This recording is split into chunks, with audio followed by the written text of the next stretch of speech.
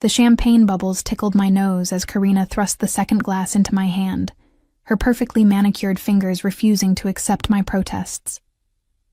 The bass from the club's sound system vibrated through the VIP booth's leather seats, making the liquid shimmer under the rotating colored lights that swept across our corner of the balcony overlooking the main dance floor. 42 is not dead, Camille, Kelly shouted over the music, her sequined top catching the strobe lights like a disco ball. 42 is freedom. You signed those divorce papers 3 weeks ago. Tonight we celebrate. I took a reluctant sip, the expensive Dom Perignon sliding down my throat with an ease that belied its price tag. My friends had chosen Vertigo, one of São Paulo's most exclusive nightclubs, the kind of place I hadn't set foot in since my early 20s. Back then, I'd been young and fearless, dancing until dawn in clubs far less glamorous than this temple of chrome and glass that catered to the city's elite. 18 years of marriage to Eduardo had smoothed away those rough edges, replaced spontaneity with routine, adventure with predictability. Our divorce had been civil, almost disappointingly so. No drama, no fighting over assets, just two people who'd realized somewhere along the way that they'd become strangers sharing a bed and a mortgage. The DJ is incredible tonight, Karina said, swaying to the remix of some American pop song I vaguely recognized from the radio. She'd been my closest friend since our daughters attended the same primary school 15 years ago. Where my life had contracted into the narrow confines of suburban respectability, hers had expanded. She ran a successful event planning company, traveled internationally, and seemed to know every doorman and maitre d' in the city. The booth we occupied cost more than my monthly rent on the modest apartment I'd moved into after the separation. I'd protested when Karina announced she'd reserved it, but she'd waved away my concerns with characteristic generosity. "Birthday girls don't pay," she'd declared, and that had been the end of the discussion. Through the glass barrier that separated our elevated perch from the masses below, I watched bodies move in synchronized chaos. The crowd was younger than me, mostly late 20s and early 30s, dressed in clothes that cost more than my weekly grocery budget. Before the divorce, I might have felt superior to this display of wealth and beauty. Now, I just felt tired and slightly out of place in the simple black dress Karina had insisted was perfect, but which I knew was at least 5 years out of style. "Oh my God, look at that section over there." Kelly pointed with her champagne flute toward the opposite side of the balcony, where another VIP booth glowed with even more opulent lighting. Unlike our space, which was cordoned off with velvet ropes, that area featured an actual door and tinted glass panels that obscured whoever occupied it from casual view. "That's the owner's private area," Karina said with the authority of someone who made it her business to know such things. "They only open it for very special clients. I heard a Saudi prince was here last month." The champagne was making my head feel pleasantly light, the music's rhythm seeping into my bones despite my determination to remain the responsible adult in our trio. Karina had already finished her second glass and was pouring a third, while Kelly had abandoned her drink entirely in favor of dancing in place, her hips moving with an ease I envied. "Come on, Camille." Kelly grabbed my free hand, pulling me to my feet. "At least stand up. You've been sitting like you're at a funeral since we got here." I rose, unsteady on the heels Karina had lent me because those flats are absolutely not happening tonight. The view from standing was dizzying, both from the height and the alcohol. Below us, the dance floor writhed with energy, a sea of raised hands and swaying bodies bathed in pink and blue light. "I'm too old for this," I said. But even I could hear the lack of conviction in my voice. The music was infectious. The champagne had relaxed the knots of tension I'd been carrying in my shoulders for months. And somewhere deep inside, a small voice whispered that maybe, just maybe, Kelly was right. 42 wasn't dead.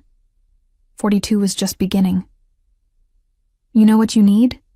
Karina said, her eyes bright with mischief and alcohol. "You need to get up on that platform and dance. Really dance. like you used to before Eduardo turned you into a soccer mom." She gestured toward a small raised platform at the edge of our VIP section, barely 2 feet off the ground, designed for exactly the kind of exhibitionist behavior she was suggesting. The thought made my stomach flip with anxiety, and something else.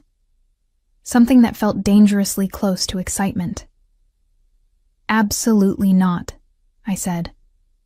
But Karina was already refilling my glass, pressing it into my hand, with the insistence of someone who would not be denied. "One dance," she said. "That's all. One dance for your 42nd birthday, for the Camille you used to be before you forgot how to have fun." The words stung because they were true. When had I become this cautious person, afraid of drawing attention, afraid of making mistakes, afraid of living? Eduardo had liked me quiet, demure, the perfect wife who hosted dinner parties and volunteered at school fundraisers. The divorce had set me free from his preferences, but I'd discovered I'd forgotten who I was without them. The champagne made the decision easier. I drained the glass, feeling the bubbles explode in my chest like tiny fireworks of courage. "Fine," I said. "One dance. But if I fall and break my neck, you're paying my medical bills." Karina and Kelly erupted in cheers that would have mortified me an hour ago, but now just made me laugh. They helped me onto the platform, steadying me as my borrowed heels found purchase on the small stage. From this height, I could see the entire club, the private booth across from us now at eye level, though its tinted windows still concealed whoever lurked behind them. The DJ transitioned into a new song, something with a driving beat and a bass line that vibrated through the soles of my feet. I closed my eyes, letting the music move through me, remembering what it felt like to dance without caring who watched or what they thought. My hips began to sway, tentatively at first, then with growing confidence as muscle memory from my younger years kicked in. Below me, Karina and Kelly were dancing too, encouraging me with whoops and hollers that barely registered over the music. I spun slowly, my arms raised above my head, feeling the dress swirl around my thighs. The champagne had loosened something inside me, some tightly wound spring that had been coiled for 18 years. I moved backward across the small platform, still swaying, eyes still closed, lost in the sensation of movement and freedom. My back hit something solid, warm, distinctly human. My eyes flew open as I stumbled slightly, strong hands catching my hips to steady me. I'd somehow danced off our platform and directly into someone standing at the entrance to the mysterious private booth. The glass door stood open, and I'd backed right into one of its occupants. Mortification flooded through me, burning away the champagne's pleasant haze. I tried to step forward, to apologize, to escape back to the safety of my friends. The hands on my hips tightened, not painfully but firmly, holding me in place. A voice, low and amused, spoke directly into my ear, the words somehow audible despite the pounding music. "Don't stop." I froze, my heart hammering against my ribs for entirely new reasons. The hands belonged to a man. That much was obvious from their size and strength. I could feel the heat of his body against my back, smell the subtle scent of expensive cologne, mixed with whiskey, and something darker, earthier. I'm sorry, I didn't realize. I started to say, but the hands guided me gently back into motion, encouraging the sway of my hips I'd abandoned in my embarrassment. "I was enjoying the show," the voice continued, rich with an accent that suggested education abroad, but roots firmly planted in São Paulo. "Don't let me interrupt." Every instinct I'd cultivated as a respectable suburban housewife screamed at me to pull away, to apologize profusely, to scurry back to the safety of my booth and my friends. But the champagne, the music, and something reckless that had awakened in me tonight made a different choice. I resumed dancing, hyper-aware now of the audience of one behind me. The hands on my hips didn't wander, didn't grab or grope, but they stayed there, a warm pressure that somehow made every movement feel more deliberate, more charged with meaning. The song seemed to last forever, and end too soon simultaneously. When it finally faded into the next track, I found the courage to turn around, to see who had witnessed and encouraged my temporary insanity. He was older than the club's typical clientele, probably late 40s, with dark hair shot through with distinguished silver at the temples. His suit was charcoal gray, perfectly tailored, the kind that whispered wealth rather than shouting it. But it was his eyes that caught me, dark and assessing, with a hint of amusement that suggested he found the entire situation as unexpected as I did. "Renato Figueiredo," he said, extending a hand as if we'd just been introduced at a business function, rather than after I'd essentially given him a lap dance in a nightclub. "Camille Montero," I replied, shaking his hand and trying to ignore how small mine felt in his grasp. "I really am sorry. My friends convinced me to dance and I had too much champagne and I didn't realize I was backing up into your area." "No apology necessary," Renato said, a smile playing at the corners of his mouth. "It's my birthday." "You made it memorable." "Your birthday," I repeated, surprised. "It's my birthday too. 42nd. 48th, he replied. The coincidence is noteworthy. Behind me, I could feel Karina and Kelly watching with barely concealed interest. Behind Renato, the private booth revealed itself as I looked past him. Several men in suits sat around a table loaded with bottles that made our Dom Perignon look pedestrian. They were trying and failing to appear disinterested in our conversation. "Would you like to join me for a drink?" Renato asked, gesturing toward his booth. "Unless you prefer to return to your friends. I understand if randomly dancing into strangers isn't typically your preferred way of spending an evening." I should have said no. Should have thanked him politely, returned to Karina and Kelly, finished the night with dignity intact. But something about his direct gaze, the way he seemed genuinely interested in my answer, rather than presuming it, made me pause. "One drink," I heard myself say, "since it's both our birthdays." Renato's smile widened, and he stepped aside, gesturing for me to precede him into the private booth. As I passed Karina and Kelly, Karina mouthed, "Oh my God," while Kelly gave me an enthusiastic thumbs up. I rolled my eyes at both of them, but couldn't suppress the small smile that tugged at my lips. The interior of the private booth was another world entirely. While our VIP section had been nice, this was luxury bordering on excess. The leather seats were butter soft, the table genuine marble, the bottles arranged on it brands I recognized from magazine advertisements for lives I'd never lived. Renato's associates stood as we entered, a gesture of respect that felt oddly formal given the setting. Renato introduced them briefly. Walter, his attorney. Zeffirino, a business partner in imports. Two other men whose names I immediately forgot, but whose watchful eyes I did not. "We were just leaving," Walter said smoothly, and within moments the booth had emptied except for Renato and myself, the door clicking shut behind the departing men, with a finality that should have alarmed me but somehow didn't. Renato poured 2 glasses of something amber and aromatic, handing me one before settling into the seat across from me. "To unexpected encounters," he said, raising his glass. "To 42nd birthdays," I replied, clinking my glass against his. The liquid burned pleasantly, warming me from the inside in a way the champagne hadn't. "Tell me, Camille Montero," Renato said, settling back in his seat with an ease that suggested he was accustomed to commanding spaces and conversations. "What brings a woman who clearly doesn't make a habit of dancing in nightclubs to vertigo on a Thursday night?" The perceptiveness of the observation caught me off guard. "That obvious?" "You dance like someone who used to know how but forgot for a while," he said.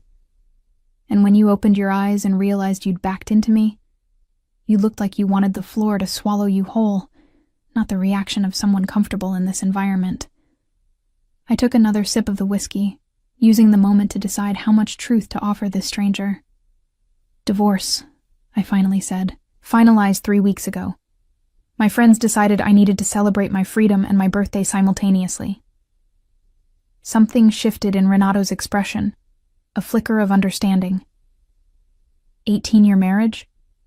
How did you? You have the look, he said simply. Someone who's been part of a unit for so long that being singular again feels like missing a limb, even if you're the one who chose the amputation. The metaphor was dark, but accurate. And you? Are you celebrating anything besides another year older? Another successful acquisition, Renato said. My business involves finding rare objects, convincing their owners to part with them, and placing them with new owners willing to pay considerably more than the previous ones believed they were worth. An antiques dealer? I asked. Interest piqued despite myself. My grandmother had left me a small antique shop when she died 5 years ago, a dusty space in an older neighborhood that I'd kept meaning to revive, but never found the time or energy while married to Eduardo. Among other things, Renato replied, his tone suggesting layers I wasn't privy to. I specialize in European furniture and art from the 18th and 19th centuries. Items with provenance, history, stories to tell. We talked for an hour, maybe more. The music faded to background noise as Renato described a recent acquisition trip to Portugal, where he'd tracked down a set of hand-painted tiles from a demolished monastery. I found myself telling him about my grandmother's shop, the inventory gathering dust, my dream of transforming it into something viable. You should let me see it, Renato said suddenly. I have contacts, resources. Perhaps we could collaborate. The suggestion was both thrilling and terrifying. You don't even know me. I know you dance like you're afraid someone's watching, but wish they weren't, Renato said. I know you married too young and stayed too long. I know you're intelligent, because the questions you've asked about provenance and authentication aren't amateur curiosities. And I know that when you talk about your grandmother's shop, your entire face changes. That's enough for me to be interested in seeing what you have. The directness should have been off-putting. Instead, it was refreshing after years of Eduardo's passive-aggressive communication style. This is crazy, I said. I accidentally twerk on a stranger in a nightclub and an hour later we're discussing a business partnership? Is that what you were doing? Renato asked, his eyes gleaming with amusement. Twerking? I thought you were just dancing. The heat that flooded my face had nothing to do with the whiskey. Oh God, I really did, didn't I? I'm so sorry, Camille, Renato interrupted gently. Stop apologizing. You made my birthday infinitely more interesting than it would have been otherwise. Now, are you going to show me this shop? Or are you going to let it continue gathering dust while you figure out what 42 and divorced looks like? I met his gaze, seeing challenge there, but also genuine interest. What did I have to lose? Eduardo was gone, my daughter was away at university, and the shop was slowly decaying whether I did nothing or took a risk. Tuesday afternoon, I heard myself say. 2 o'clock. I'll text you the address. Renato pulled a business card from his jacket pocket, sliding it across the table to me. The cardstock was heavy, expensive, embossed with his name and a phone number. No company name, no website, just the essentials. I'll be there, he said. When I finally returned to Karina and Kelly, they ambushed me with questions I deflected with promises to explain later. The night wound down, the club slowly emptying as we collected our coats and called for a car. As we waited in the lobby, I glanced back toward the VIP balcony, catching a glimpse of Renato through the glass, watching my departure with an expression I couldn't quite read. In the car, I pulled out his business card, running my thumb over the embossed letters. What had I just agreed to? A business meeting with a man I'd met while accidentally grinding against him in a nightclub. My rational mind insisted it was insanity. But the part of me that had danced on that platform, the part that had been dormant for 18 years, whispered that maybe insanity was exactly what I needed. The antiquario sat on a quiet street in Pinheiros, sandwiched between a vintage bookstore and a cafe that had been there since the 1960s. I arrived an hour early on Tuesday, using the time to frantically dust surfaces and arrange the chaos into something resembling order. My grandmother had called this place Casa das Memorias, House of Memories, and it had been her pride and joy for 40 years before her death. Now it was mine, though I'd done little to honor her legacy beyond paying the minimal rent and occasionally stopping by to ensure vandals hadn't broken in. The inventory she'd left behind was substantial, but disorganized. Portuguese azulejos leaned against French armoires. Brazilian colonial furniture shared space with Italian marble busts, everything covered in a fine layer of neglect. I'd changed clothes 3 times that morning, finally settling on tailored black pants and a cream silk blouse that I hoped struck the right balance between professional and approachable. My hands trembled slightly as I arranged papers on the cluttered desk near the front window, though whether from nerves or the 2 espressos I'd consumed, I couldn't say. At precisely 2 o'clock, a black Mercedes sedan pulled up outside. Renato emerged, looking every bit as polished as he had at the club, though the nightclub's dim lighting hadn't revealed the full impact of him in daylight. He wore a navy suit this time. No tie, the top button of his white shirt undone in a way that managed to look both casual and deliberate. I met him at the door, suddenly conscious of how shabby the shop must appear to someone who dealt in high-end acquisitions.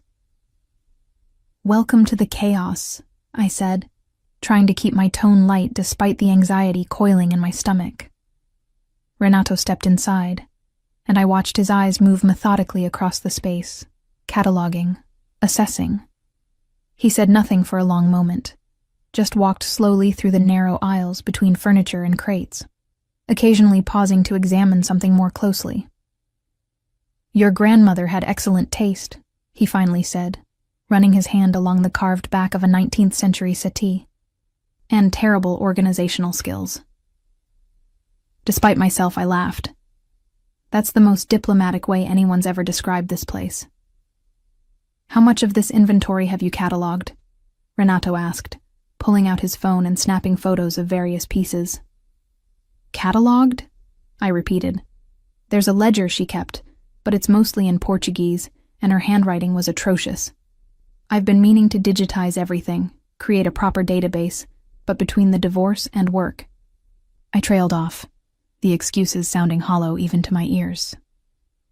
"What do you do for work?" Renato asked, his attention now focused on a collection of ceramic pieces stacked haphazardly on a shelf. "I teach art history at a private school," I said. Or I did. "I'm taking a sabbatical this semester to figure out what comes next." Renato turned to face me, his expression thoughtful. "So you understand value, provenance, historical context? You just lack the business infrastructure to monetize it." The blunt assessment stung because it was accurate. "When you say it like that, it sounds pathetic." "It sounds like an opportunity," Renato corrected. He gestured around the shop. "You're sitting on easily 2 million reais worth of inventory. Probably more if everything's authenticated properly. Your location is good, not prime but respectable. The building has character. With the right investment and expertise, this could be extraordinary." 2 million reais. The number made my head spin. That's impossible. Most of this stuff has been here for decades. "Which means it's appreciated considerably," Renato said. He pulled out one of the chairs, a delicate Louis XV piece I'd always thought was pretty but unremarkable, and sat down, gesturing for me to do the same. "Let me propose something. A partnership. I provide the capital for restoration, proper inventory management, marketing, and connections to serious collectors. You provide the space, the existing inventory, and your expertise in art history. We split profits 60-40. 60-40 in whose favor?" I asked, my pulse quickening. "Yours," Renato said. "It's your grandmother's legacy, your shop, your reputation in the community. I'm simply the facilitator." I stared at him, trying to find the catch in an offer that seemed too generous to be real. Why would you do that? You don't know me. Don't know if I can actually run a business successfully. I know you've kept this place alive for 5 years despite having every reason to let it go, Renato said. I know you understand the merchandise well enough to recognize quality even if you don't know current market values. And I know that when you talk about this shop, there's passion there. Passion is harder to find than capital. My phone buzzed with a text from Karina. How's the meeting with Mr. Nightclub?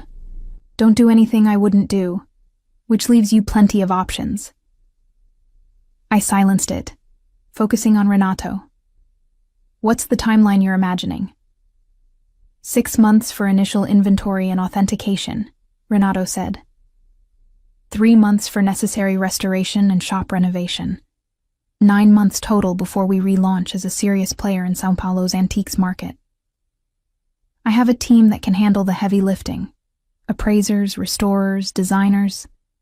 Your role would be curatorial and client-facing. It was everything I'd dreamed of doing with the shop, but had convinced myself was impossible. The practical part of my brain screamed warnings about going into business with a man I barely knew, about the risks of failure, about how Eduardo would mock me for this impulsive decision. But Eduardo was gone, and the part of me that had danced on that platform 4 nights ago, that had felt alive for the first time in years, wanted this with an intensity that surprised me. I want to see a formal proposal, I said. Contract terms, timeline, budget breakdown, everything in writing before I agree to anything. Renato's smile was approving. Walter will have everything ready by Friday. Shall we discuss it over dinner? The transition from business to personal felt deliberate, a test of some kind. Is mixing business and pleasure wise? Probably not, Renato admitted, but wisdom has never been my strongest quality. Besides, we need to discuss the actual inventory in detail, and I'd prefer to do it somewhere with better lighting than this shop currently offers. He had a point. The overhead fluorescents I'd installed years ago cast everything in harsh, unflattering light. Fine. Dinner on Friday, but somewhere public and well lit. I'll pick you up at 7, Renato said, standing and pulling out his phone. Give me your address. I rattled off my apartment building, watching him type it into his contacts. The casual efficiency of the gesture, as if we were already familiar, already part of each other's routines, should have felt presumptuous. Instead, it felt like a door opening, a path appearing where before there had only been fog. After Renato left, I spent the rest of the afternoon photographing inventory, my mind racing with possibilities. I called Karina, who listened to my rambling explanation of the proposal with unusual silence. Camille, she finally said when I paused for breath. Do you know who Renato Figueiredo actually is? The question sent ice down my spine. An antiques dealer, an importer, he told me. He's also known for having connections to the parallel market, Karina interrupted. Not illegal exactly, but gray area. There are rumors about how he acquires certain pieces, about deals made outside official channels. My brother-in-law works in customs. He mentioned Figueiredo's name once in a conversation about shipments that arrive with incomplete provenance documentation. I sank into my grandmother's old desk chair, the wood creaking under my weight. You're saying he's a criminal? I'm saying he operates in spaces most legitimate dealers won't touch, Karina said carefully. That doesn't make him dangerous necessarily, but it makes him complicated. Are you sure you want to go into business with someone like that? Was I? 24 hours ago, I would have said absolutely not. But sitting in the shop, looking at decades of accumulated beauty slowly deteriorating from neglect, I realized I didn't have better options. No bank would loan me the capital needed for restoration. No legitimate investor would look twice at a dusty antique shop run by a recently divorced art history teacher with 0 business experience. He's offering me a chance to actually do something meaningful with this place, I said. Maybe the only chance I'll get. Just be careful, Karina said. Men who seem too good to be true usually are, and men who grab your hips in nightclubs and then show up with business proposals definitely are. After we hung up, I researched Renato online. The results were sparse but intriguing. A few mentions in Portuguese business journals about successful auctions. A photograph from a charity gala 3 years ago, Renato in a tuxedo beside a woman I didn't recognize. No social media presence, no personal website, nothing that revealed the man behind the name. What I did find were whispers in collector forums, mentions of Figueiredo securing pieces other dealers couldn't touch. A disputed Caravaggio that had appeared in a São Paulo collection after being missing for decades. A set of pre-Columbian artifacts that somehow avoided repatriation laws. Nothing concrete, nothing provable, but enough smoke to suggest fire. Friday arrived faster than I expected. I changed 4 times before settling on a burgundy dress that Karina had helped me pick out specifically for this dinner. "If you're going to dance with the devil," she'd said, "at least look amazing doing it." Renato arrived exactly at 7, driving himself this time in a vintage Jaguar that purred like a contented cat. He opened my door, his manners old-fashioned in a way that reminded me of my grandfather. The restaurant he'd chosen was in Jardins, intimate and expensive. The kind of place where prices weren't listed on the menu, because if you had to ask, you couldn't afford it. The maitre d' greeted Renato by name, leading us to a corner table with practiced discretion. "I took the liberty of ordering wine," Renato said as we settled into our seats. "A Bordeaux from 1995, a good year." "The year I got married," I said without thinking. "Then we'll toast to endings and new beginnings," Renato replied smoothly. Walter had indeed prepared a comprehensive proposal, which Renato presented in a leather portfolio between our appetizer and main course. The terms were exactly as he'd outlined, the budget substantial but not outrageous. Everything professionally laid out, legally sound, ready for my signature. "You move quickly," I observed, scanning the dense legal language. "I've learned that opportunities have expiration dates," Renato said. "Hesitation is expensive." "And what opportunity am I exactly?" The question came out more flirtatious than I'd intended, the wine loosening my tongue. Renato set down his fork, his full attention focused on me in a way that made my pulse quicken. "You're someone who forgot how to dance and then remembered. That's rare. Most people who forget stay forgotten." "Is that what you think happened at the club?" "I remembered how to dance?" "I think you remembered how to not give a damn what anyone thought," Renato said. "That's more valuable than any antique in your grandmother's shop." We talked through dessert and coffee, the conversation flowing easily from business to personal and back again. I learned he'd been married once, briefly, in his 20s. No children, no drama. Just 2 ambitious people who wanted different futures. He'd built his business from nothing, starting as an apprentice to an Italian dealer who taught him to see value where others saw junk. "What about the rumors?" I asked finally, the wine giving me courage I wouldn't have had sober. "About how you acquire certain pieces." Renato didn't flinch. "I operate in gray spaces, legal but unconventional. I have contacts in places official dealers won't go. Sometimes that means navigating complicated politics. Sometimes it means paying more than market value to convince someone to sell. But everything I touch is legitimate by the time it enters the market. That's not exactly a denial of wrongdoing. Because I won't insult your intelligence with denials," Renato said. "Yes, I bend rules.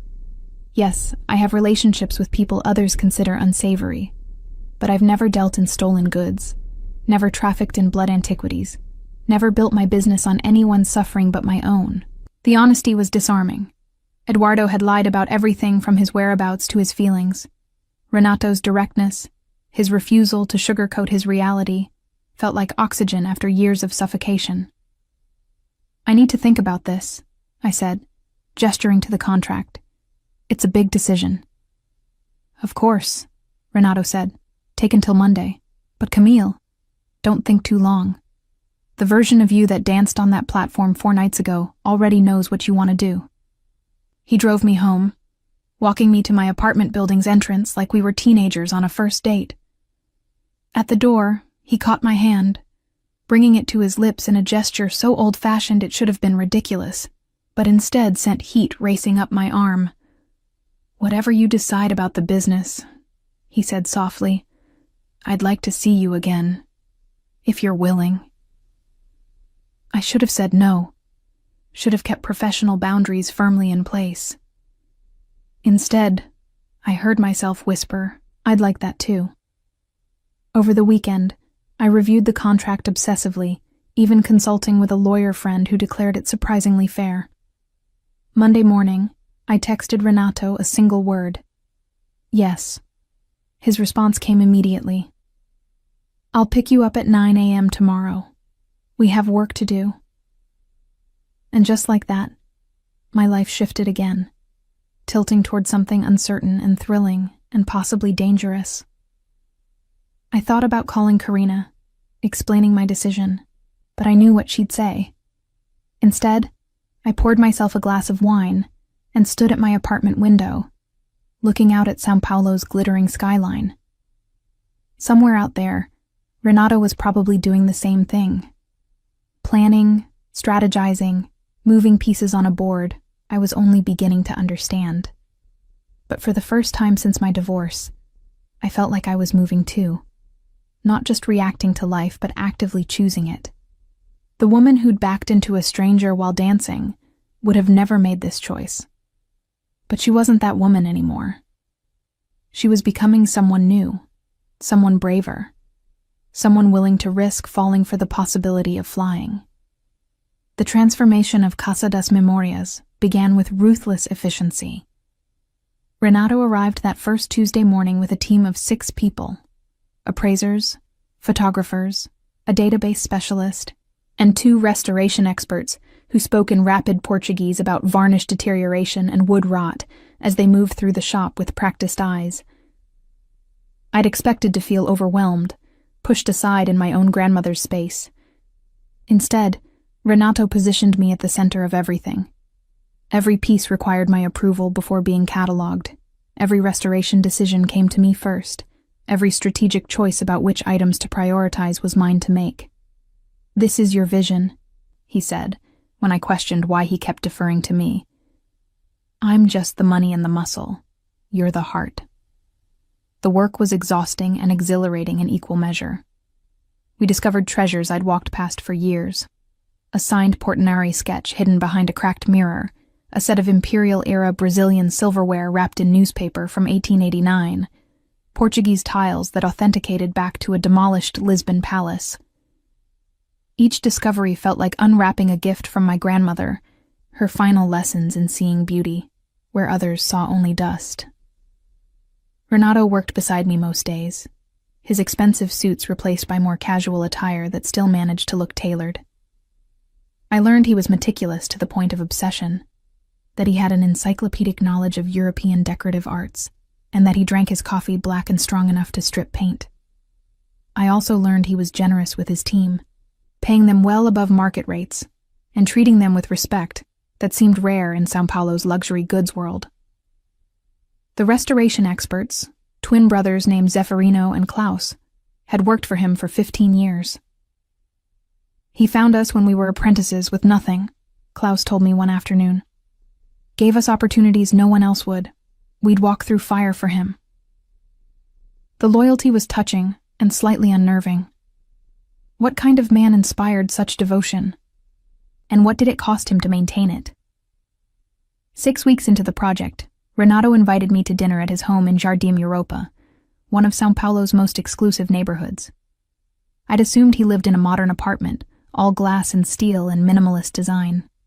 Instead, his home was a renovated colonial mansion, the architecture preserved, but the interior updated with stunning restraint. "My one indulgence," he said as he gave me a tour. "Everything else I acquire is for clients. This place is for me." The rooms were filled with pieces that would have made museum curators weep. A Baroque chest from Minas Gerais, paintings by Brazilian masters I'd only seen in books, furniture that told the story of 3 centuries of craftsmanship. But what struck me most was the library. 2 stories of floor-to-ceiling shelves filled with books in multiple languages, a rolling ladder providing access to the higher reaches. "You read all of these?" I asked, running my fingers along leather spines. "Most of them," Renato said. "My grandfather believed an uneducated man was a dangerous man. He made me read 3 books a week growing up, then discuss them with him over Sunday dinner." It was the first personal detail about his family he'd shared. "Where is he now?" "Dead 20 years, Renato said, his voice carefully neutral. "He built an import business from nothing, taught me everything about value and negotiation. Also taught me that rules are for people without imagination." The last sentence hung between us, loaded with meaning. "Is that why you operate in gray spaces? Because he taught you to?" "He taught me that legal and ethical aren't always the same thing," Renato corrected. "That sometimes the right thing requires going around obstacles rather than through them." Dinner was prepared by a chef who arrived, cooked, and departed with the same discretion as the maître d' from our first dinner. We ate on a terrace overlooking a garden lit by strategic lighting, the city's noise reduced to a distant hum. The wine was from Renato's personal cellar, a Portuguese vintage that tasted like complexity and time. "Tell me about your marriage," Renato said as we finished the main course. "What happened?" The question was unexpected, too intimate for our still new dynamic. But the wine and the warm night air made honesty feel possible. "We were too young when we married," I said. 23 and convinced we'd discovered something everyone else had missed. Then we had a daughter, and suddenly we were parents before we'd figured out how to be partners. "You don't talk about your daughter much," Renato observed. "Sophia's at university in London," I said. "Art history, naturally. She's brilliant and independent, and probably too much like me for her own good." Eduardo got the predictable academic daughter he wanted. I got someone who argues with me about Caravaggio's use of shadow. "She sounds remarkable." "She is," I said, feeling the familiar mix of pride and longing that came with an empty nest. When I told her about the divorce, she said it was about time. Apparently, she'd been expecting it for years. "Children see more than we think," Renato said. "They understand performance and reality better than adults do." "Did you want children?" I asked. Something shuddered in his expression. "Once. My ex-wife didn't. It was one of many incompatibilities we discovered too late." The meal ended with coffee and a dessert I was too full to finish. Renato walked me through the garden, pointing out orchids he'd collected from various countries, explaining their origins with the same passion he brought to furniture and art. "Everything you surround yourself with has a story," I observed. "Objects are honest," Renato said. "They don't lie about their origins or pretend to be something they're not. A 17th century Portuguese chair is exactly that. No more, no less. I find that restful." "What about people?" I asked. "Are we too complicated for you?" Renato stopped walking, turning to face me in the garden's soft light. "Most people, yes. But you? You're complicated in ways that interest me." He kissed me then, not tentative or asking permission, but with the same confidence he brought to every decision. His hands cupped my face, gentle but certain, and I melted into him with a surrender that would have terrified me if I'd stopped to think about it. When we finally broke apart, both breathing harder, Renato rested his forehead against mine. "I should take you home before I do something we might regret." "Who says I'd regret it?" The boldness in my voice surprised me. "Camille," Renato said softly, "when we go there, and we will, I want you certain. Not wine-drunk and caught up in the romance of gardens and moonlight. I want you clear-eyed and choosing me anyway." The consideration in his words did more to seduce me than any practiced line could have. He drove me home, kissed me once more at my door, then left me standing in my apartment doorway wondering what the hell I'd gotten myself into.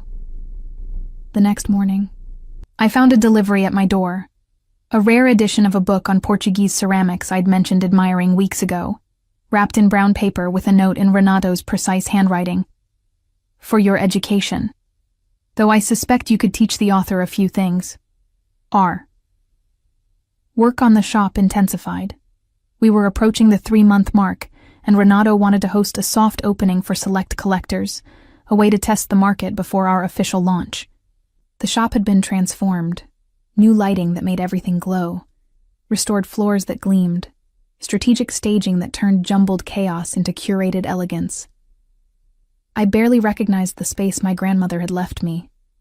What had been a dusty repository of memories was becoming something alive, something valuable, something mine in a way it never had been before. Your grandmother would be proud, Renato said one evening as we reviewed the final inventory list. You've honored her legacy while making it your own. The shop wasn't the only thing transforming. I'd started dressing differently, investing in clothes that made me feel powerful rather than invisible. I'd cut my hair, the shorter style framing my face in a way that made me look younger, sharper, more like the woman I was becoming. Karina had noticed, commenting that I looked dangerously happy, in a way that concerned her. You're falling for him, she'd said over lunch the previous week. And I'm worried about what happens when you hit the ground. Maybe I won't fall, I'd replied. Maybe I'll fly. Camille, women like us don't fly, Karina had said gently. We're too old to believe in fairy tales. But standing in the transformed shop, watching Renato negotiate with a client over a 19th century escritoire with passion and precision, I wondered if maybe 42 wasn't too old for new beginnings. If maybe the version of myself I'd discovered on that nightclub platform was worth the risk of believing. The soft opening was scheduled for a Friday evening, invitation only, with 30 carefully selected collectors and dealers. Renato had hired caterers, arranged for wine service, even brought in a string quartet to provide ambiance. I'd protested the expense, but he'd waved away my concerns. First impressions are everything, he'd said. We're not just selling furniture. We're selling a story, an experience, a vision of what sophisticated collecting looks like. 2 days before the event, Renato's phone rang during our afternoon inventory session. He glanced at the screen, his expression shifting to something I'd never seen before. Concern bordering on fear. I need to take this, he said, stepping outside. Through the shop's front window, I watched him pace, his free hand gesturing sharply as he spoke in rapid Portuguese. When he returned 10 minutes later, the easy confidence I'd grown accustomed to had been replaced by tense calculation. What's wrong? I asked. Nothing that concerns the shop, Renato said, but his voice lacked its usual certainty. A business complication. I'll handle it. But over the next 2 days, I noticed changes. Renato took more calls, always stepping away for privacy. Men I didn't recognize visited the shop briefly, conferring with him in hushed tones before departing. The restoration team exchanged worried glances when they thought I wasn't looking. The night before the soft opening, I confronted him. What's happening? And don't tell me it's nothing. Everyone's acting like we're preparing for a siege instead of a party. Renato was silent for a long moment, weighing his response. There's an investigation, he finally said. Federal customs agents. They're looking into some of my import documentation from the past 2 years. Ice flooded my veins. Are you in legal trouble? Possibly, Renato admitted. There's a shipment from Portugal that arrived last year. The provenance documentation was incomplete. Nothing stolen, nothing illegal, but enough questions to trigger an audit. Oh God, I said, sinking into a chair. The shop. If you're charged with something, if there's a scandal. The shop is clean, Renato interrupted firmly. Everything we've done here is completely legitimate. Your inventory, our partnership, none of it touches the questionable parts of my business. I made sure of that from the beginning. Why? I asked. Why keep it separate? Renato knelt in front of me, taking my hands in his. Because this matters. You matter. I wasn't going to contaminate something good with my complications. The admission was as close to a declaration of love as I'd heard from him. What happens if they charge you? Then I face it, Renato said simply. I've been preparing for this possibility for years. I have excellent lawyers, contingency plans. But Camille, if it comes to that, you need to distance yourself from me. Publicly, completely. For your own protection. I'm not abandoning you because things get difficult, I said, anger flaring. That's not who I am. I know, Renato said softly, but I'm asking you to anyway, if necessary. The soft opening proceeded as planned, Renato's mounting legal troubles invisible beneath his polished presentation. Collectors moved through the transformed shop with murmurs of appreciation, checkbooks emerging as they discovered pieces they couldn't resist. By the evening's end, we'd sold 6 major items, generated interest in a dozen more, and established Casa das Memorias as a serious player in São Paulo's antiques market. Renato and I celebrated with champagne after the last guest departed, the same brand we'd drunk the night we met. To improbable partnerships, he toasted. To dancing your way into trouble, I replied, and we both laughed, the sound echoing in the empty shop that had become so much more than my grandmother's legacy. But as I watched him, seeing the tension he tried to hide beneath celebration, I understood that our story was about to become more complicated than either of us had anticipated. The question was whether we'd survive it, or if his gray space world would consume everything we'd built. 3 weeks after the soft opening, federal agents appeared at Casa das Memorias just as I was unlocking the doors for the day. 2 men in unremarkable suits, badges already displayed, asking if Renato Figueiredo was on the premises. He's not here, I said, my heart hammering against my ribs despite having done nothing wrong. This is my shop. I'm the owner. Ms. Montero, the older agent said, consulting a tablet. We're aware of your partnership with Mr. Figueiredo. We're not here to search the premises or question your inventory. We simply need to speak with him about import documentation from his other business ventures. I gave them Renato's personal number, watching as they made the call from my doorstep. Whatever was said lasted less than 2 minutes. They departed with polite nods, leaving me shaking in the shop's entrance as morning commuters hurried past on the sidewalk. I called Renato immediately. Federal agents were just here looking for you. I know, he said, his voice tight. They called me after leaving your shop. Camille, we need to meet. Not at the shop, not at my house. Somewhere neutral. We met at a quiet cafe in Vila Madalena, far from either of our usual haunts. Renato looked like he hadn't slept, his usually immaculate appearance slightly disheveled, stubble darkening his jaw. They're building a case, he said without preamble. The customs investigation has expanded. They're looking at multiple shipments, questioning authentication papers, scrutinizing everything I've brought into the country over the past 5 years. But you said everything was legitimate, I said, fear and anger tangling in my voice. It is, Renato insisted. Legally. But there are gray areas in international antiques trade, technicalities about documentation timing, questions about whether pieces were properly vetted before export. Nothing criminal, but enough to make prosecutors interested if they want to make an example. An example of what? High-end money laundering, Renato said bluntly. They think I'm using antiques to move money for other interests. I'm not, but proving a negative is almost impossible. I sat back, the cafe's cheerful atmosphere suddenly oppressive. What does this mean for us? For the shop? The shop is protected, Renato said. Everything there is clean. All the documentation is perfect. I made sure of that specifically because I knew this day might come. He reached across the table, capturing my hand. But Camille, You need to prepare for this to get ugly. There will be media attention, questions about our relationship, speculation about whether you're complicit in anything. I'm not, I said firmly. And I won't let them make me run away like I've done something wrong. That's what I'm afraid of, Renato said softly. Your loyalty is going to cost you if you're not careful. Over the next month, Renato's prediction proved accurate.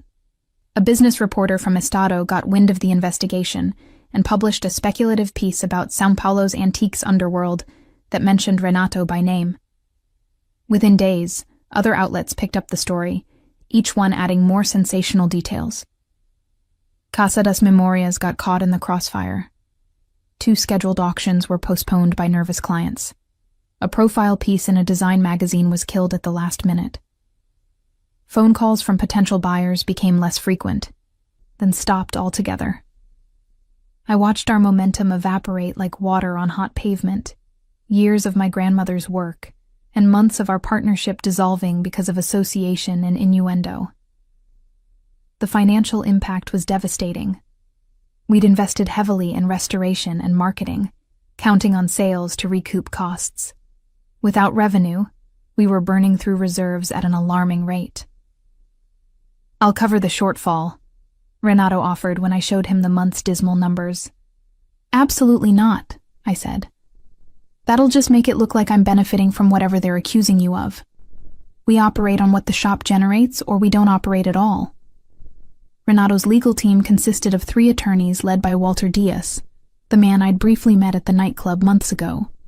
They were preparing Renato's defense with the same meticulous attention to detail Renato brought to everything.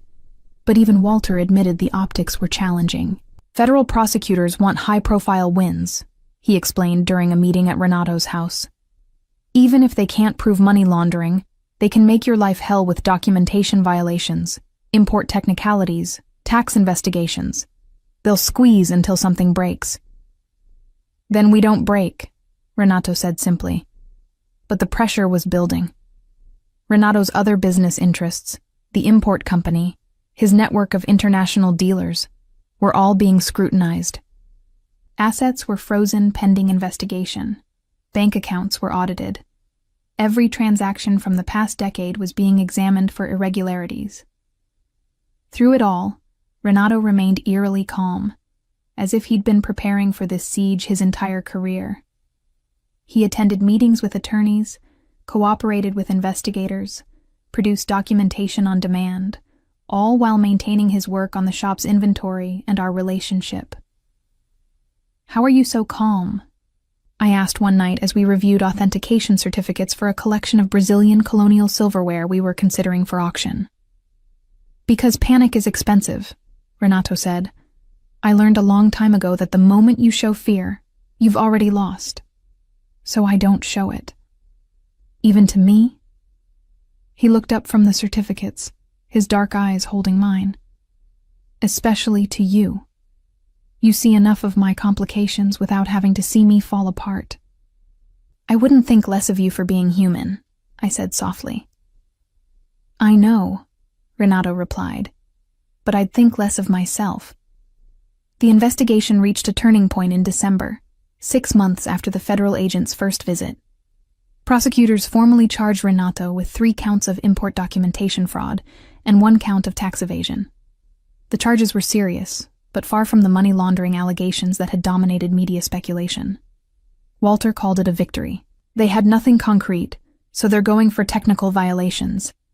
Maximum sentence is 3 years if convicted, probably less with good behavior, and we have strong defenses for all charges. But 3 years was 3 years. 3 years of Renato's life potentially lost to prison. 3 years of our partnership suspended. 3 years of uncertainty. I won't let this destroy the shop, Renato said as we sat in his library the night the charges were announced. Walter is setting up a trust structure that protects your interests regardless of what happens to me. The shop continues. You maintain full control. And if I'm convicted, my share of profits goes into an account you can't access but which ensures capital for operations. Stop talking like you're already gone, I said, voice breaking. I'm being realistic, Renato said. The trial starts in March, verdict probably by June. If convicted, I'll appeal, but that could take another year. I need to know you'll be okay without me.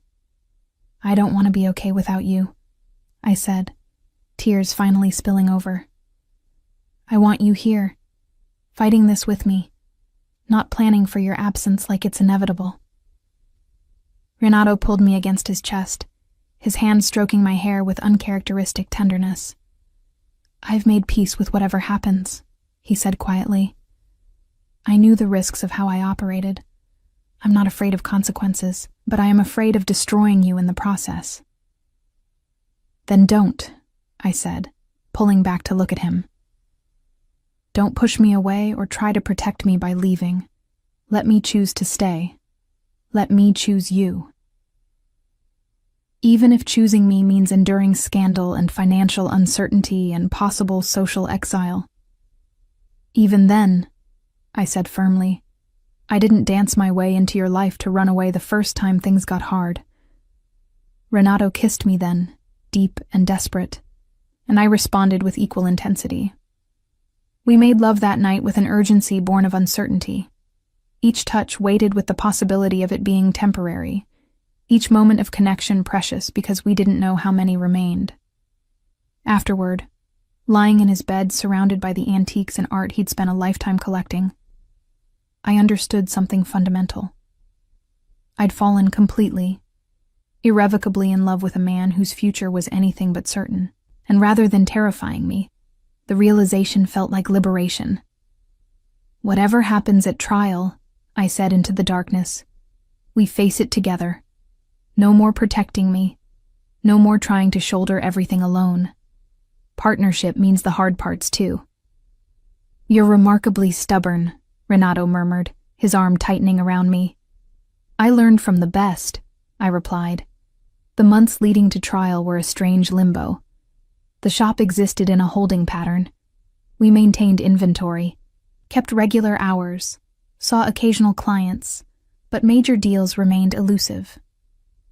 I supplemented income by teaching online art history courses, using my sabbatical's end to return to work part-time. Renato spent most days with his legal team, preparing testimony, reviewing documentation, building defenses against charges that seemed designed more to punish than to seek justice. The stress showed in subtle ways: tension in his shoulders, shadows under his eyes, moments of distraction when I caught him staring at nothing. But we also found joy in small things. Sunday mornings in his garden, coffee and newspapers, and the comfortable silence of companionship. Evenings at the shop, organizing inventory and telling each other stories about the pieces we'd cataloged. Stolen afternoons in my apartment, making love with the desperation of people who knew their time together had an expiration date. The trial began the first week of March, coinciding with São Paulo's late summer heat. I attended every day, sitting in the courtroom's public gallery, watching Renato face prosecutors with the same composed confidence he brought to difficult negotiations. The evidence was technical, dense with customs regulations and import law. Walter's defense was methodical, demonstrating that every perceived violation was either an administrative error or a misinterpretation of complex international trade law. The prosecutors painted Renato as a sophisticated criminal, hiding illegal activity behind legitimate business. The defense portrayed him as a successful entrepreneur, caught in bureaucratic technicalities. After 6 weeks of testimony, the jury deliberated for 3 days. I spent those days unable to eat, unable to sleep, existing in a state of suspended terror. Karina stayed with me, her earlier warnings about Renato forgotten in the face of my obvious anguish. Whatever happens, she said the night before the verdict, you'll survive. You're stronger than you know. The verdict came on a Tuesday afternoon. Guilty on 2 counts of import documentation fraud, not guilty on the tax evasion and one of the documentation charges. The conviction meant a mandatory sentence. The judge gave Renato 3 years, eligible for parole after 18 months with good behavior. I watched Renato receive the sentence with no visible reaction, his expression carefully neutral as the judge outlined terms. Only when they led him away in handcuffs, his eyes finding mine across the courtroom, did I see the mask crack slightly, revealing the man beneath the armor. Walter found me in the courthouse hallway, where I'd collapsed onto a bench, unable to stop shaking. "We're filing an appeal immediately," he said. The conviction was borderline, the sentence harsh for first-time offenses. "We have good grounds." "How long will an appeal take?" I asked through numb lips. "Minimum a year," Walter admitted. "Realistically, 18 months to 2 years before we get a hearing. In the meantime, Renato serves the sentence. 3 years, 18 months minimum." The numbers felt impossible, a chasm too wide to bridge. But even through the shock and grief, I felt something else. Determination. Renato had spent months preparing me to run the shop without him. Now I'd show him that preparation hadn't been wasted. The media coverage of the conviction was brutal. Headlines screamed about antiques fraud and high society crime, implying guilt far beyond what the jury had actually determined. The shop's phone rang constantly with reporters seeking comments. Clients who'd been neutral became actively hostile, their consignment agreements withdrawn, their interest evaporated.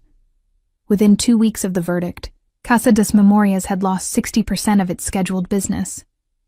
I stared at the empty appointment calendar and made a decision.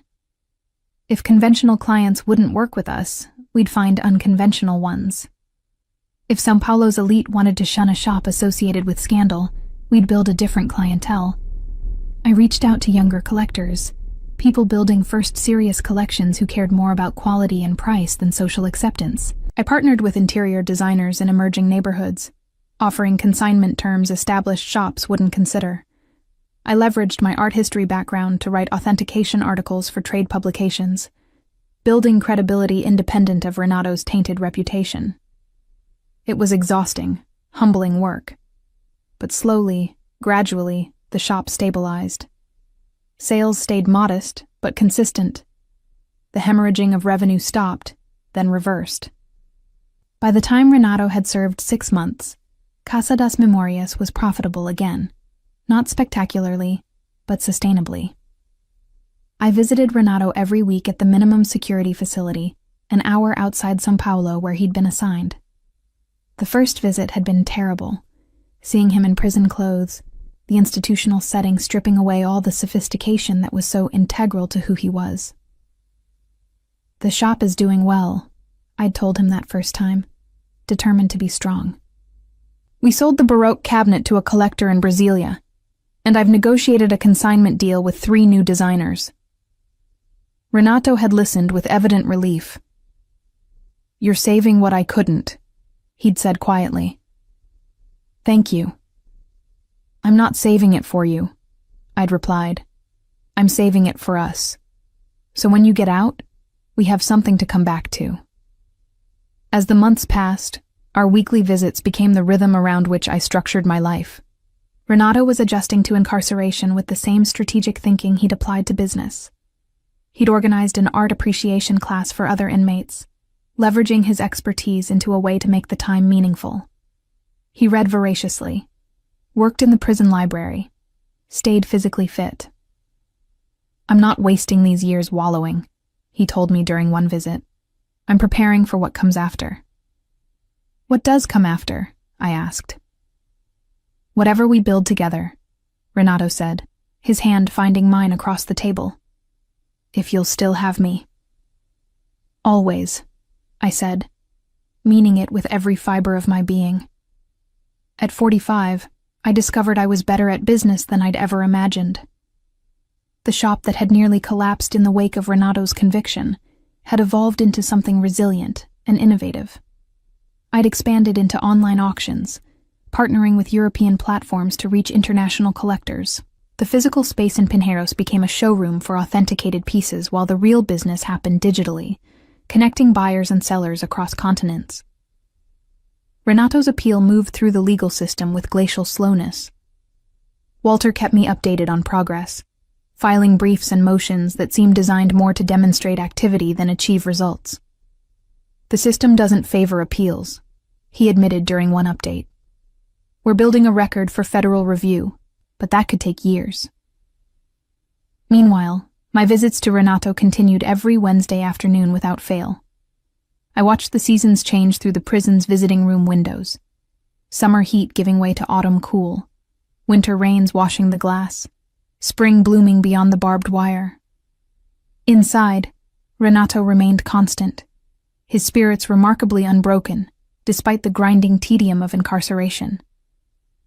"Tell me about the shop," he'd say every visit, and I'd spend our hour together recounting sales, challenges, small victories. He'd offer advice, strategic thinking that helped me navigate complications. Our partnership hadn't ended with his conviction. It had simply adapted to new circumstances. During one visit in his 18th month of imprisonment, Renato looked different. There was an energy to him I hadn't seen since before the trial. "I have news," he said. "The parole board approved my application. I'll be released in 6 weeks." I'd known the possibility existed, but hearing it made real left me momentarily speechless. 18 months. We'd survived 18 months of separation, of weekly visits, of building a business and relationship under impossible constraints. And now he was coming home. 6 weeks, I repeated, the words tasting like hope. "If you still want me to come home," Renato said carefully. "I know this has been hard. If you've changed your mind about us, I understand." I reached across the table, ignoring the guard's stern look at excessive contact, and gripped Renato's hand tightly. "I'll be waiting when you walk out of here, and then we're going to rebuild everything they tried to destroy." The 6 weeks passed in a blur of preparation. I renovated the small apartment above the shop, creating a space for Renato to transition back to normal life. I organized his wardrobe from storage, had his favorite espresso machine professionally serviced, stocked the kitchen with groceries I remembered him preferring. Karina watched my preparations with gentle concern. "You know it'll be different when he gets out," she said one afternoon as we arranged furniture upstairs.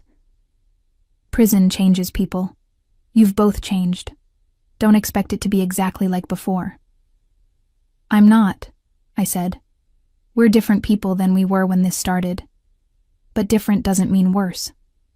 The morning of Renato's release, I arrived at the prison an hour before dawn. The facility's parking lot was empty except for a few other vehicles, families waiting for their own releases, attorneys preparing paperwork. I sat in my car, hands shaking with anticipation and nerves, watching the eastern sky lighten. At precisely 8 o'clock, the prison's main doors opened and Renato walked out, carrying a small duffel bag containing the possessions he'd been allowed to keep. He was thinner than when he'd entered, his hair longer, and almost completely silver now at 51. But when his eyes found mine across the parking lot, his smile was the same one I'd fallen in love with in a nightclub 2 years ago. I ran to him, dignity forgotten, throwing myself into his arms with enough force to make him stagger. He caught me, held me, his face buried in my hair as we both shook with emotion too big for words. "You came," he whispered. "Did you think I wouldn't?" I pulled back to look at him, seeing the lines the past 18 months had carved around his eyes, the vulnerability he'd never shown before his incarceration. "I thought you might have come to your senses," Renato said. "Realized you could do better than a convicted felon." "Shut up," I said, and kissed him right there in the prison parking lot, pouring months of loneliness and waiting into the contact. We drove back to São Paulo in comfortable silence, Renato's hand resting on my knee, his attention fixed on the landscape passing outside the window. "The world looks different from this side of the fence," he said quietly. "Bigger, more vivid."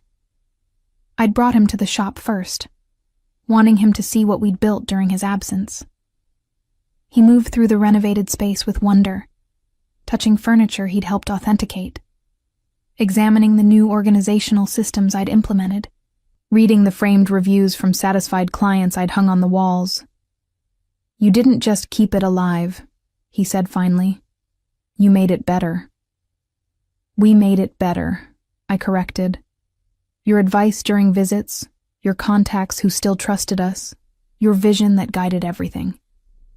You were never really absent. Upstairs in the apartment I'd prepared, Renato stopped in the doorway. I'd recreated elements from his house. The same coffee maker, similar art on the walls, even the same brand of towels in the bathroom. Small touches to make the space feel familiar rather than institutional. "You did all this for me," he said, his voice thick with emotion. "For us," I corrected. "This is our space now. A fresh start." We made love that afternoon with an intensity that surprised us both. 18 months of separation distilled into connection that felt both familiar and entirely new. Afterward, lying tangled in sheets with afternoon light streaming through the windows, Renato traced patterns on my bare shoulder. "I need to tell you something," he said. "Walter filed paperwork to officially transfer my shares of the shop to you. Complete ownership, no strings attached. You've earned it." I sat up, pulling the sheet around me. "I don't want that. We're partners." "You deserve security separate from me," Renato insisted. "If the appeal fails, if I end up back in prison, the shop needs to be protected. That means it can't be tied to me legally." "And what about personally?" I asked. "Are you going to protect me from yourself there too? Keep me at arm's length to spare me complications?" "Never again," Renato said firmly, pulling me back against him. "I learned something in there. Life's too short and too uncertain to waste on noble gestures. If you're willing to be tied to a convicted felon, I'm not going to argue." "Good," I said, "because I have plans for us, and they all require you being fully committed." The plans involved expanding Casa das Memorias into a full-service gallery representing emerging Brazilian artists alongside the antiques. I'd been developing relationships with painters and sculptors during Renato's incarceration, recognizing that contemporary art offered margins antiques couldn't match. Renato embraced the vision immediately, his business mind seeing opportunities I'd intuited but couldn't fully articulate. Together, we refined the strategy, identifying gaps in São Paulo's art market we could fill. 3 months after his release, we hosted our first contemporary art exhibition, featuring 6 emerging artists. The opening was packed, collectors intrigued by the combination of established antiques expertise and fresh artistic talent, press interested in Renato's return to public life, friends and supporters who'd stayed loyal through the scandal. "Look at what we've built," I whispered to Renato as we moved through the crowded gallery. "This is ours. No one can take it from us." "They can try," Renato replied, his arm around my waist. "But we've proven we're harder to destroy than anyone expected." The exhibition sold out by closing night. We'd found our niche. Established collectors wanted the validation of our antiques expertise applied to contemporary purchases. Younger buyers wanted access to a curated selection they could trust. The business model worked beautifully, complementary revenue streams supporting each other. But success brought renewed scrutiny. A journalist writing a profile piece about São Paulo's art scene mentioned Renato's conviction, speculating about whether someone with a criminal record should be trusted in high-value transactions. The article was short, buried deep in a weekend supplement, but it triggered a new wave of questions about our credibility. "We could sue for defamation," Walter suggested when I showed him the piece. "No," Renato said firmly. "Fighting it gives it oxygen. Let it pass. Our work speaks for itself." He was right. The controversy faded within a week, replaced by coverage of our next exhibition. But the incident reminded us both that Renato's conviction would always cast a shadow, that we'd constantly need to prove ourselves despite our success. The appeal process finally concluded in Renato's 26th month of freedom. The federal appellate court upheld the conviction, but reduced the sentence to time served, based on good behavior and the technical nature of the charges. It was as close to vindication as we could hope for. Not exoneration, but acknowledgement that the punishment had exceeded the crime. "It's over," Walter said when he delivered the news. "The conviction stands, but there's no further penalty. You're free to rebuild without the appeal hanging over you. That night, Renato and I celebrated quietly in the apartment above the shop. We'd survived everything: scandal, conviction, imprisonment, rebuilding, scrutiny. We'd emerged not unscathed but stronger, our partnership tested and proven. "I have something for you," Renato said as we finished dinner. He pulled out a small velvet box I recognized from his house, the antique jewelry cases he'd collected over years. Inside was a ring, not modern, but a 19th century Portuguese piece with a small diamond set in intricate gold filigree. "It belonged to my grandmother," Renato said. "She gave it to my grandfather when he asked her to marry him despite his family's objections. I've been carrying it with me since the day I was released, waiting for the right moment." My breath caught. "Is this?" "Marry me, Camille," Renato said, not kneeling but standing before me with complete vulnerability. "Not because of the business or convenience, but because I can't imagine facing the rest of my life without you. You stood by me when I gave you every reason to run. Let me spend however many years I have left, showing you that faith wasn't misplaced." "Yes," I said through tears that were equal parts joy and relief. "Yes, of course, yes." The ring slid onto my finger perfectly, as if it had always belonged there.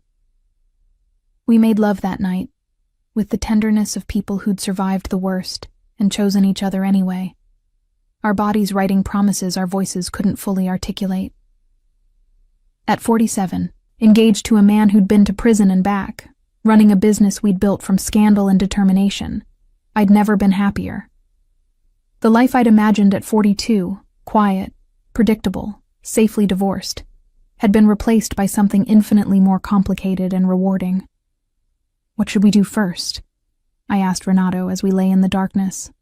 "Wedding or Paris expansion?" We'd been discussing opening a second location in Paris, leveraging Renato's European connections to establish a presence in one of the world's premier art markets. It was ambitious, possibly reckless, exactly the kind of challenge we both craved. "Both," Renato said decisively. "Small wedding next month, just close friends.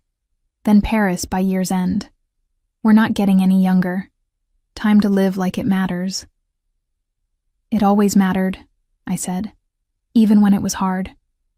"Especially when it was hard," Renato corrected, pulling me closer. "Anyone can love someone during the easy parts. You loved me through prison. That's the kind of devotion men spend lifetimes searching for." I thought about the woman who drunkenly backed into a stranger while dancing at a nightclub, embarrassed and mortified.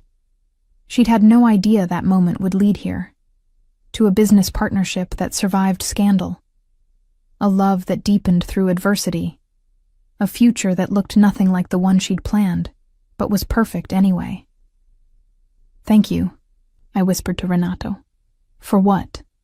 For grabbing my hips instead of stepping away, for seeing something in me I didn't see in myself, for building a life with me despite every obstacle." "Thank you for not stopping," Renato replied, referencing his first words to me. "For dancing into my life and refusing to leave even when it made sense to." Outside, São Paulo's traffic hummed its eternal rhythm. Inside our small apartment above Casa das Memorias, surrounded by the art and antiques we'd fought to preserve, we held each other and planned a future that had seemed impossible 2 years ago. The worst was behind us. The best was yet to come. We married on a Thursday morning in October at the small chapel in Jardim Europa, where Renato's grandparents had exchanged vows 60 years earlier. The guest list was deliberately intimate. Karina and Kelly, who dragged me to that fateful nightclub, Walter and his wife, Zeffirino and Klaus from the restoration team, and Sophia, my daughter, who'd flown in from London with her girlfriend. "You look happy, Mom," Sophia said as she helped me into the simple cream dress I'd chosen. "Really happy. Not the fake happy you had with Dad." At 24, Sophia had her mother's directness and her own hard-won wisdom. She'd been supportive of my relationship with Renato despite his conviction, recognizing something I'd taken months to fully understand: that my happiness mattered more than social acceptability. "I am happy," I said, meaning it completely. Terrifyingly, wonderfully happy. The ceremony lasted 20 minutes. Renato stood at the altar in a charcoal suit, the same color he'd worn the night we met, his silver hair gleaming in the chapel's filtered light. When I walked down the short aisle on Sophia's arm, his expression transformed. Vulnerability and joy, mixing in a way that made my breath catch. We exchanged traditional vows with one addition Renato had requested. After promising to love and honor, we each added our own words. "I promise to never stop dancing," I said, "even when I forget the steps." "I promise to always catch you when you do," Renato replied, and everyone laughed through their tears. The reception was at Renato's house. Our house now, I reminded myself, still adjusting to the permanence of that change. We'd moved in together 3 months earlier, selling my modest apartment and combining our lives with the same strategic thinking we brought to business. The garden where he'd first kissed me had been transformed with string lights and carefully arranged tables. The menu featured Portuguese dishes Renato's grandmother had taught him to make, paired with Brazilian wines we'd selected together. It was intimate, personal, exactly what we both wanted. "To improbable partnerships," Karina toasted, raising her glass, "and to women who are never too old to start dancing." "To men wise enough to say, 'Don't stop,'" Walter added, earning laughs from everyone who knew the story of how we'd met. That night, alone in our bedroom after the guests had departed, Renato removed the antique pins from my hair with careful fingers. "Mrs. Figueiredo," he said, the title still foreign and wonderful. "Mrs. Montero Figueiredo," I corrected. "I'm keeping my name. Can't have people forgetting whose grandmother's shop this used to be." "Fair enough," Renato said, kissing the curve of my neck. "As long as you're mine in the ways that matter." "Always," I promised, and showed him exactly what I meant. The Paris expansion consumed the next 6 months. Renato had located a space in the Marais, the historic district known for galleries and antique dealers. The location was perfect but expensive, requiring capital we'd need to raise carefully to avoid overextending. We split our time between São Paulo and Paris, Renato handling European acquisitions while I managed both locations remotely. The work was exhausting, but exhilarating. Each challenge another opportunity to prove ourselves. The Paris shop, Camille and Renato Antiques as we'd decided to name it, opened in March to strong advance interest. European collectors appreciated the Brazilian perspective on Portuguese colonial art, while French buyers loved our curated selection of contemporary Brazilian artists. On opening night, standing in the renovated space with Renato beside me and 200 guests admiring our carefully chosen inventory, I felt something close to disbelief. How had we gotten here? From a drunken dance in a São Paulo nightclub to an international gallery launching in Paris. "You're thinking too hard," Renato whispered, his arm around my waist. "I can see the gears turning." "Just marveling at the journey," I said, "at how none of this was planned." "The best things never are," Renato replied. "You can't plan for accidentally backing into the right person." The Paris location exceeded our projections in its first quarter. We'd found a market hungry for the combination of old-world expertise and contemporary vision, collectors who appreciated the personal story behind our brand. Renato's conviction, which had seemed like a death sentence for our business in São Paulo, actually added mystique in France. European buyers found the narrative of redemption compelling rather than disqualifying. "We've accidentally made your criminal record a marketing asset," I said to Renato one night as we reviewed sales figures. "I'm not sure how to feel about that." "Feel grateful that suffering is never wasted if you learn from it," Renato replied. "Every mistake, every hardship, it all becomes part of the story we're selling." But success brought complications. The demands of managing 2 locations across continents meant constant travel, exhausting logistics, and strain on our still-new marriage. We'd gone from partners who saw each other daily to spouses coordinating across time zones, our relationship conducted through video calls and brief reunions. "This isn't sustainable," I said after a particularly grueling month where we'd spent only 5 days in the same city. "Something has to change." We were in Paris, in the small apartment above the Marais shop that mirrored our São Paulo arrangement. It was 2 a.m., both of us jet-lagged and irritable from travel. "What are you proposing?" Renato asked carefully. "We hire a manager for São Paulo," I said.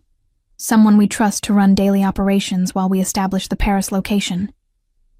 In 2 years, when both shops are stable, we reassess and possibly switch locations or bring in additional partners." The conversation stretched until dawn, both of us examining options, weighing risks, trying to find the balance between business growth and personal sustainability. We finally agreed on a modified version of my proposal, bringing in a managing director for São Paulo, while we spent the next 18 months primarily in Paris. The search for the right manager took 3 months. We needed someone with both antiques expertise and business acumen, someone we could trust with our flagship location while we were on another continent. We found her in an unexpected place, the federal prosecutor's office. Wendy Andrade had been one of the junior attorneys on Renato's case, assigned to research documentation. She'd left prosecution work shortly after the trial, disillusioned by what she'd seen as overreach in Renato's conviction. She had a law degree, an MBA, and a passion for Brazilian decorative arts. She was perfect. "You want to hire someone who helped prosecute me?" Renato said when I first suggested it. "I want to hire someone who understands regulatory compliance, has legal expertise, and knows exactly what mistakes to avoid because she's seen the consequences," I countered. "Plus, the optics of bringing on someone from the other side might help rehabilitate our reputation." Renato agreed, after interviewing Wendy himself. She started in July, shadowing me in São Paulo for 2 months before we officially handed over operational control. Watching her take command of the business we'd built was both terrifying and liberating. With Wendy managing São Paulo, Renato and I settled into Paris life. We rented a proper apartment in the 6th arrondissement, learned to navigate French bureaucracy, discovered favorite cafes and markets. At 49, I was living in Paris, running an international gallery with the man I loved. If someone had told 42-year-old me this would be her future, she would have laughed in disbelief. The Paris shop thrived under our direct management. We expanded into estate auctions, established relationships with major European collectors, and built a reputation for impeccable authentication and fair dealing. Renato's network from his pre-conviction days proved valuable. Connections who distanced themselves during the scandal now returned, reassured by our legitimate success. In our second year in Paris, we were approached by a consortium of Brazilian investors interested in franchising our model. They wanted to open Camille and Renato locations in New York, London, and Lisbon, using our brand and expertise to establish a global network of galleries. "We'd be licensing our name, our reputation," Renato said as we reviewed the proposal, "giving up direct control in exchange for expansion and capital." "Is that something we want?" I asked. "We fought so hard to build this ourselves. Do we really want to hand pieces of it to others?" We spent weeks debating, consulting with Walter on legal implications, running financial projections, examining every angle. The offer was generous, the terms favorable, the potential for growth substantial. But it meant fundamentally changing the nature of our business. In the end, we declined. The personal touch, the direct relationship with every piece and client, that was what made Casa das Memorias and Camille and Renato special. Scaling up would dilute what we'd built. "We're not empire builders," I told the consortium's representatives. "We're curators, quality over quantity, relationships over transactions. That's not something you can franchise." The decision felt right, aligned with who we'd become. Not everyone in our position would have walked away from that kind of money. But money had never been the point. The work itself, the partnership, the daily challenge of finding and placing beautiful things. That was the reward. At 51, Renato started talking about succession. "We won't do this forever," he said one night as we walked along the Seine. "Someday we'll want to slow down, travel for pleasure instead of business, spend time on other things. We should plan for that transition." "Are you saying you want to retire?" I asked, surprised. Renato seemed energized by the work, thriving on the challenges. "Not retire, evolve," he clarified. "Maybe in 5 years we bring in younger partners, people who can take the vision forward while we step into advisory roles. I've done the building from nothing phase. I'd like to experience the reaping rewards phase before I'm too old to enjoy it." The conversation continued over subsequent months, becoming part of our long-term planning. We identified potential successors, started grooming Wendy in São Paulo for expanded responsibilities, began sketching what a semi-retirement might look like. But life, as I'd learned, had other plans. On a Tuesday morning in June, checking email over breakfast, I received a message that made my hand shake so badly I nearly dropped my phone. The subject line read, "Estate sale of interest, Alberto Santos collection, Lisbon." I knew that name. Everyone in Portuguese antiques knew that name.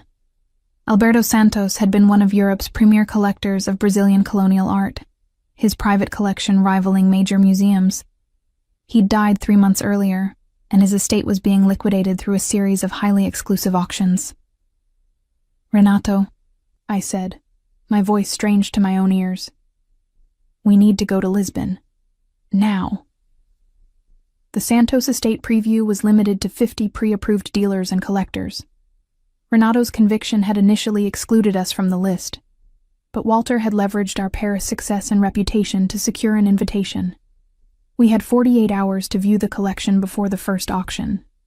The Santos residence in Lisbon was a palace, literally, 4 stories of perfectly preserved 17th century architecture, filled with treasures that made even Renato, who'd seen everything, stop and stare.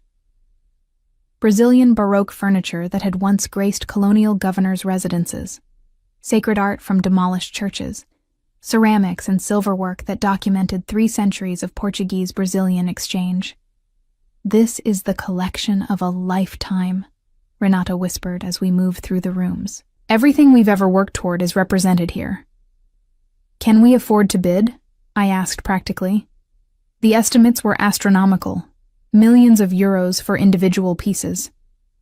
"We can afford to bid strategically," Renato replied. "Not everything, but select pieces that would anchor both locations. This is the opportunity we've been building toward." We spent 2 days evaluating, photographing, researching. Renato called in favors from conservation experts, arranged financing through dealers he'd partnered with over decades, built a coalition willing to bid jointly on certain lots. The auction was scheduled across 3 days, different categories each day. We targeted the final day, when colonial religious art and furniture would be sold. These were the pieces closest to our expertise, where our knowledge gave us an advantage over less specialized bidders. On the morning of the 3rd auction day, Renato and I sat in our hotel room reviewing strategy. We had authorization to bid up to 800,000 euros across 5 lots, money we'd secured by putting both shops up as collateral. It was a risk that would have terrified me 5 years ago. Now it felt like the culmination of everything we'd built. "Whatever happens today," Renato said, taking my hand, "we've already won. We're here. We're respected enough to bid. We've built something that gives us this opportunity. That's the real victory. Let's win the auction too," I said, kissing him. Victory is better with trophies. The bidding was fierce, competitive, exactly the high-stakes environment Renato thrived in. We lost the first 2 lots we bid on, outpaced by museums and private collectors with deeper pockets. But the 3rd lot, a paired set of Baroque side tables from Minas Gerais, we secured for 175,000 euros after a tense bidding war with a Brazilian museum. The 4th lot, a magnificent oratorio from an 18th century Bahian church, we let go. The bidding exceeded our limit quickly, and Renato knew when to walk away. But the fifth lot, the piece we'd identified as our primary target, we fought for with everything we had. A complete set of colonial-era furniture, 4 chairs, a table, and a cabinet, documented as having belonged to a Portuguese noble family before being shipped to Brazil in 1750. The provenance was impeccable, the condition extraordinary, the historical significance undeniable. The bidding started at 200 Saturn euros. Within minutes it had doubled. Renato bid calmly, methodically, raising his paddle with the confidence of someone who knew exactly what he was willing to pay and why. When we hit 600 euros, only 2 bidders remained, us and a representative from a major American museum.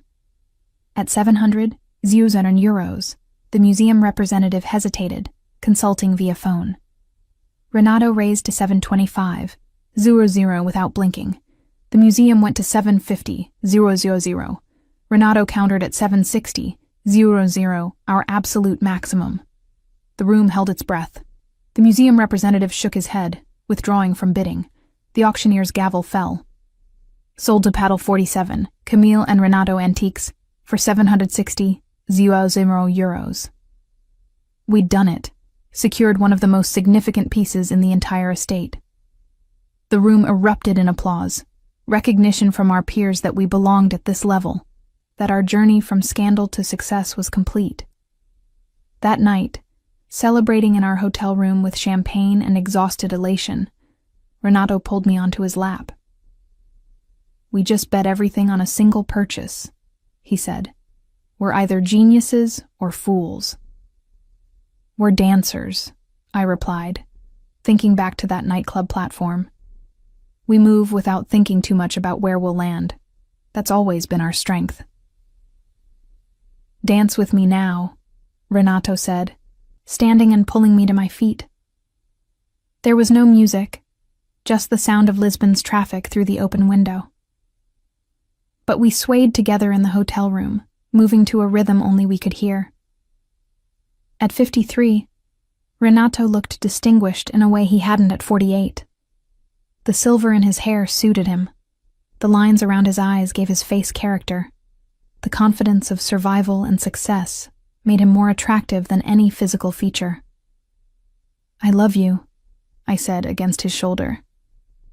"Even more than I did when you grabbed my hips and told me not to stop." "I love you for not stopping," Renato replied, "for dancing into my life and refusing to leave even when it made sense to." We made love that night with the slow intensity of people who'd learned to savor moments, who'd survived enough to know that time was precious and not to be wasted on anything less than complete presence. The Santos furniture arrived in Paris 3 weeks later, authenticated and insured for twice what we'd paid. We featured it in a special exhibition at the Marais location, the centerpiece of a show documenting 3 centuries of Portuguese-Brazilian cultural exchange. The opening was attended by curators from the Louvre and Musée d'Orsay, collectors from across Europe, and press from major art publications. Standing in the gallery, watching sophisticated Parisians admire furniture we'd fought to acquire, I thought about the improbable chain of events that had led here. A drunken dance, a business proposal, a federal conviction, 2 years of separation, rebuilding against impossible odds, and now this. International recognition, financial security, a partnership that had survived everything life could throw at it. "You're thinking again," Renato said, appearing at my elbow with 2 glasses of champagne. "Just marveling at the journey," I said, accepting the glass. "At how a single moment can change everything." "To dancing and to strangers," Renato toasted. "To strangers who catch us when we do," I replied, and we both laughed, the sound of people who'd survived enough to find joy in the absurdity of life's twists. The exhibition sold out before closing night. The Santos furniture alone generated enough profit to secure both shops' operations for the next 5 years. We'd done more than survive Renato's conviction. We'd built something sustainable, respected, uniquely ours. At 49, I had a business partner and husband I loved completely. 2 thriving galleries on different continents, and a future that felt full of possibility rather than predetermined. The version of myself who'd reluctantly climbed onto that nightclub platform wouldn't recognize the woman I'd become. But she was still there, somewhere inside. The part that could dance without caring who watched, that could take risks without knowing the outcome, that could back into a dangerous stranger and see possibility instead of threat. "Don't ever stop dancing," Renato whispered in my ear as the exhibition wound down. "Not planning on it," I replied. "We're just getting started." And standing there in our Paris gallery, surrounded by the fruits of our improbable partnership, I knew it was true. The best dances, the ones worth remembering, never really ended. They just evolved, finding new rhythms, new steps, new ways to move together through a world that tried its best to make you stop. But we hadn't stopped. And we wouldn't. Not as long as we had each other. Not as long as there were beautiful things to find and stories to tell and reasons to keep moving. The music might change, but the dance would go on.